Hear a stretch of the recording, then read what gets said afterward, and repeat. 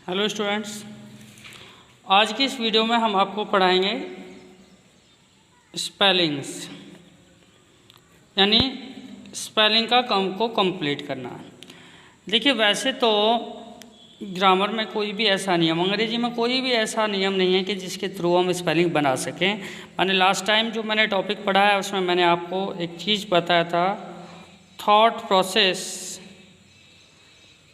जिसका हाई होगा वो स्पेलिंग भी कंप्लीट कर सकता है। सेकंड वन,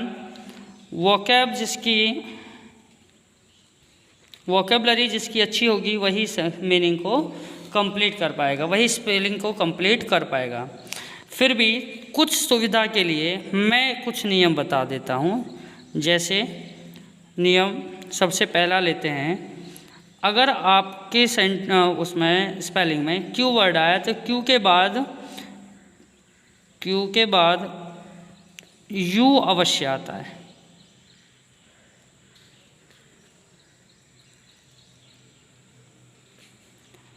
नंबर 2 बात करते हैं, जब किसी शब्द के अंत में फुल शब्द जोड़ते हैं तो उसका एक एल कम हो जाता है। मान लीजिए वर्ड है ब्यूटी, अगर इसको हमें फुल जोड़ना है तो एक एल, आपको एक एल कम कर देना। डबल एल जो आता है वो FUL रह जाएगा, ब्यूटीफुल। तीसरा नियम आ जाइए, जब किसी शब्द के अंत में डबल एल हो और उनके बाद कोई शब्द जोड़ते हैं तब भी एक एल कम हो जाता है।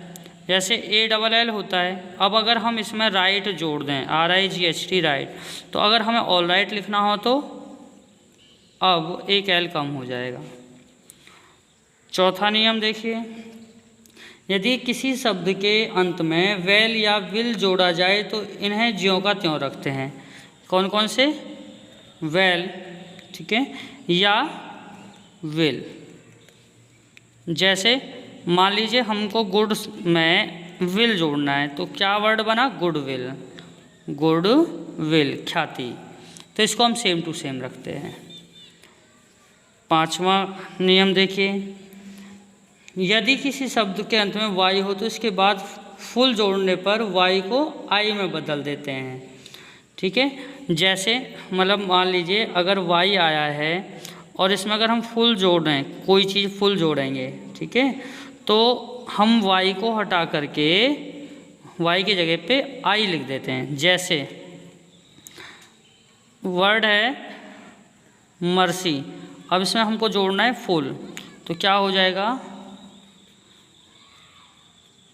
Mercy full. अगला नियम देखिए,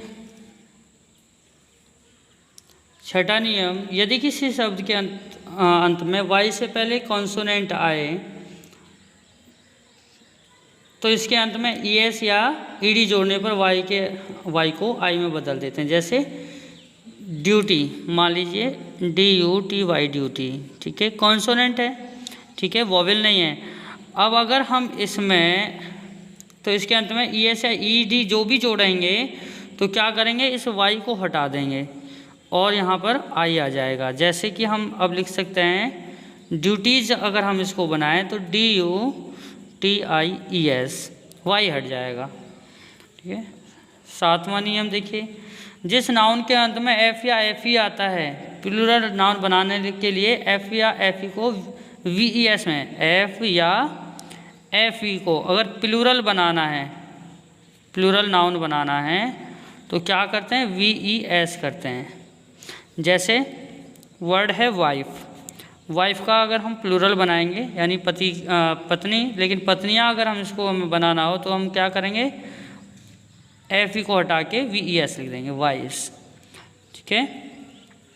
ये कुछ नियम हैं। एक दो नियम और बता देते हैं, यदि किसी के में ING जोड़ना है, ठीक है, वर्ब में ING जोड़ने पर कोई परिवर्तन नहीं होता। जैसे प्ले है, अगर इसमें हम ING जोड़ेंगे तो नथिंग विल चेंज, प्ले में ING डायरेक्ट जोड़ सकते हैं हम, प्लेइंग, ठीक है। यदि अंतिम अक्षर से पहले कोई वोवेल हो तो अंतिम अक्षर को 2 बार लिखा जाता है ING जोड़ते समय। जैसे मान लीजिए रन वर्ड है, अगर इसमें हमको आईएनजी जोड़ना है तो यहाँ वोवेल आया हुआ है, तो हम इसको क्या करेंगे, 2 बार लिखेंगे रनिंग। ठीक है,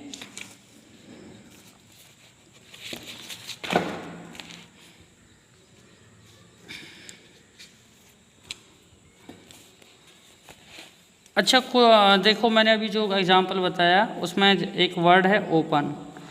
ओपन में भी यहाँ पे वोवेल आ रहा है, लेकिन हम इसमें आईएनजी जोड़ते समय इसको 2 बार नहीं लिखते हैं, ये एक्सेप्शन है, अपवाद है। ठीक है, ओपन में ओपनिंग ही होता है, केवल एक ही एन आएगा, 2 एन नहीं आएंगे।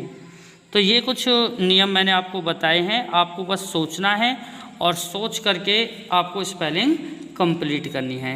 इसका कोई भी ऐसा नियम नहीं है कि इस नियम के थ्रू आप ये स्पेलिंग कंप्लीट कर सकते हैं। तो आपको बस करना क्या है कि अपना थॉट प्रोसेस हाई करना है। जितना आपका थॉट प्रोसेस हाई होगा उतना अच्छा आप सेंटेंस और स्पेलिंग को कंप्लीट कर सकते हैं। 2 चीज़ें मैंने बताई, थॉट प्रोसेस और वोकेबलरी। थॉट प्रोसेस और वोकेबलरी, सोचिए और वोकेबलरी पता होना चाहिए, सोचिए और वोकेबलरी पता होना चाहिए। It depend on your quality, how much you will think that will matter. Okay.